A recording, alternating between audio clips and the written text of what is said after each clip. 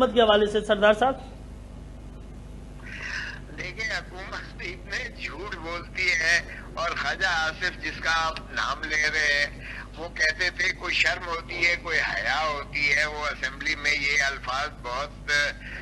تسلسل سے اور تواتر سے دہرایا کرتے تھے۔ اب میں انہی کے لیے کہوں گا کوئی شرم ہوتی ہے، کوئی حیا ہوتی ہے۔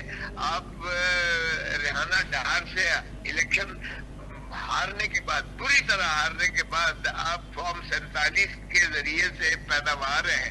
آپ کس منہ سے قومی اسمبلی میں بیٹھے ہوئے ہیں گھس بیٹھیے بن کے فارم 47 کے، اور آپ کیسے وزیر دفاع بن کے اور اتنی لمبی لمبی چھوڑتے ہیں اور اس طرح کا زہر اگلتے ہیں؟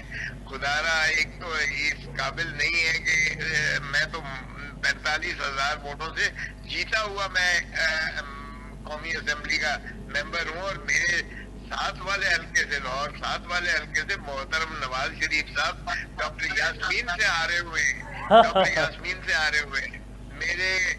قریب والے حلقے سے جو ہے شہباز شریف صاحب ہارے ہوئے ہیں، مریم نواز صاحبہ ہاری ہوئی ہیں، اور یہ سارے ماشاءاللہ